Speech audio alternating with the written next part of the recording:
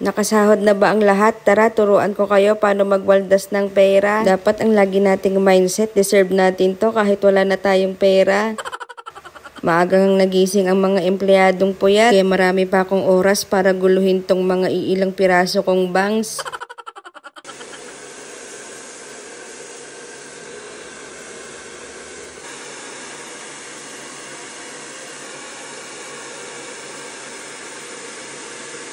Ganito nga pala ako mag-ayos ng buhok ko. Lalagyan ko pa yan ng hairspray para tumigas yung mga balakuba. Pro tip para hindi sila magsilaglagan sa balikat.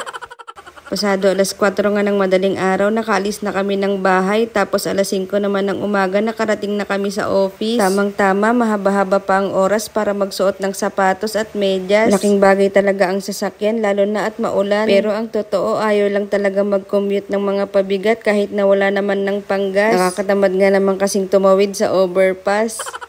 Hindi nga pala muna ako nagsuot ng sapatos pag alis ng bahay, kaya nagsuot muna ako ng tsinelas. Maulan nga kasi at ayaw kong mabasa at madumihan tong nag-iisa kong puting sapatos. Pag naputikan to, wala na akong masusuot bukas. Gaya nga ng nakasanayan, syempre pagkadating ng office, diretso pantry na agad. Isa-isa ko lang ang nilabas yung mga baon namin. Nagulat ako, nadala ko pala yung sipit ng sinampay ni mama. Malakas pakiramdam ko, naghahanap na yun ngayon. Hindi na nga kami nakapagsaing sa bahay, kaya binaon na lang namin yung hilaw na bigas. Dito na nga lang kami magluluto para makatipid naman kami sa bahay ng MGas. Kunti nga lang sana yung sasaingin ko, kaso ayoko nang iuwi tong lagayan, kaya binuhos ko na lang lahat. Nako-conscious na nga ako sa kinakain ko, sa kasalaki ng tiyan ko, kaya napagdesisyon na namin mag-shiitake rice na lang. Sobrang mahal nga lang nito, pero okay lang, ang mahalaga pumayat. Pas muna sa high calories, diet na muna kami. Isinalang ko na nga pala sa oven ng 10 minuto, tapos bahala na siyang magluto. Ang baon nga pala naming ulam for today's video ay boy dila. Kumuha nga rin pala ako sa bahay ng isang buong kamatis, tapos dito na ako maghihiwa. Ang talas talaga netong inuwi naming kutsilyo, galing Landers. Kita nyo naman, kahit buto kayang hiwain. Bago nga pala kami kumain, kumuha na muna ako ng kape, pampagising. At saka para kabahan ka na rin, magtrabaho ka naman ng maayos dahil ang dami mong bayarin. Hindi yung isang aya lang sa'yo ng kaibigan mong gumastos, sama ka agad, kakalad ka rin. Hindi na nga makapaghintay yung gutom ko, kaya naman kinuha ko na yung kanin kahit wala pang 10 minuto. Dinala ko na nga sa lamesa at nang makakain na. Hinati ko nga pala sa dalawa para hating kapatid kami ni Ninang Thea. Pantay na pantay, walang pandaraya. Excited na akong kumain at pumayat, magtitimbang ako sa clinic mamaya. Bago nga ako ma-excite sumubo, magdadasal na nga muna ako para magpasalamat at binigyan tayo ng panibagong araw. Salamat sa masarap na ulam at malusog na kamatis. May paghiwa pa nga, kala mo steak, kunyari sosyal. Ay, ayoko nang magpasosyal, gutom na ako kaya susubo na ako. Sa gutom ko, hindi ko na-participate, mainit pa pala yung kanin, napaso tuloy ako.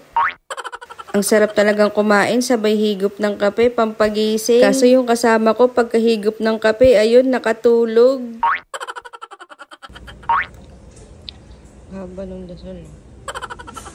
Sino bang hindi gaganahang kumain kapag ganito kaganda yung nasa harap ko? Kaya wag kayong magtataka kung bakit napakalaki ng tiyan ko. Sarap. Nasaan ay kumakain dito? Ay, ang galing. Bumili din ng kanin.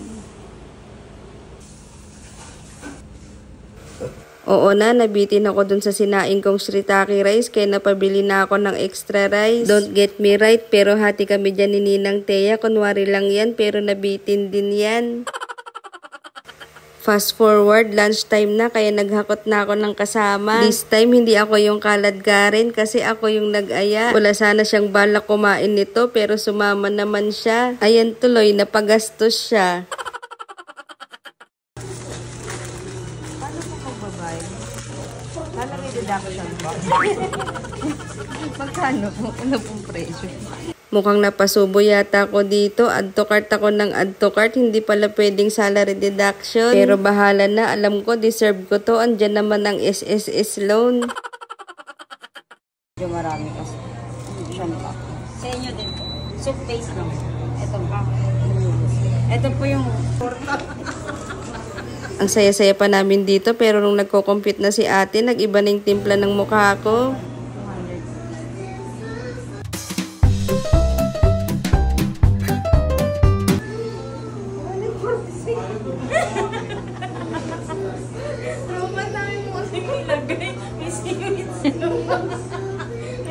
Simit ka pa nalalaman. May discount po pag taga rin.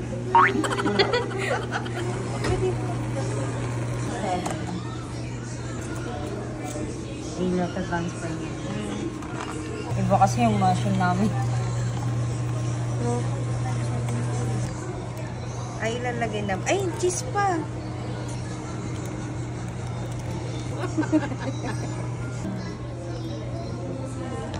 Ayan.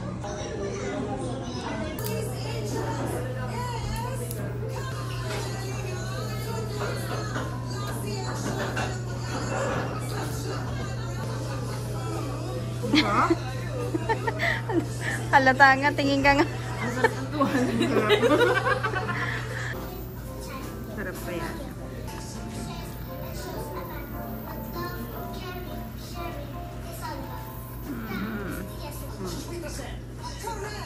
Enoki. Sarap ng sausage. Oh.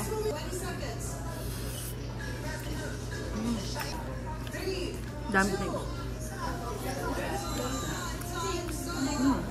Sarap din. Baka kasi madaling gulay. Tinikman mo na yung ano. Init.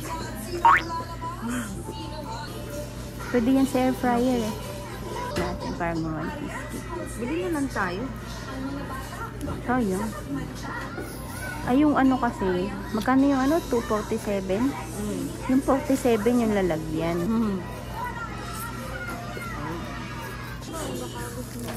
Pwede nga ako. Pwede yan sa kahit saan. Spaghetti. From Rick. Ha?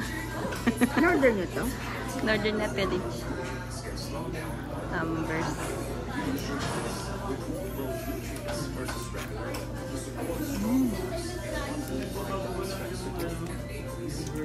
Yung kanilang sopa.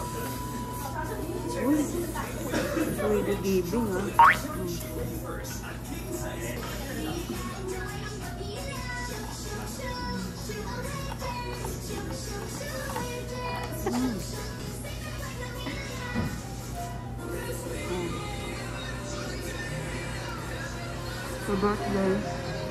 Bukod nga sa noodles, kumain din ako ng spaghetti sa kasiopaw. Happy birthday nga pala sa boss ni Thea. Hi Rich, salamat sa papasta. Si Ninang Thea kakatapos lang kumain sa birthday yan, sumubo pa. Sabi ko bumalik na siya sa production floor at baka hinahanap na siya. Pero ang totoo, kinakabahan ako at baka maubos niya.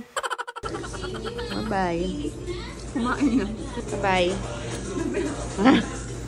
Ang sarap pala nitong ramyun na to. Sulit din sa presyo, kaya sinimot ko. Uminom na nga rin ako ng maraming tubig para bumaba yung mga kinain ko. Natapos na naman yung buong shift ko nang walang ginagawa kundi lumamon. Kaya nagpaalam na ako sa tropa ko at kakain na naman ako pag uwi ko ng bahay namon. Na-traffic nga kami pa uwi dahil sa lakas ng ulan, kaya aawra muna ako para malibang. Salamat nga pala sa lahat ng nanood. Sana hindi ka na-inspired sa video na to. Paalam!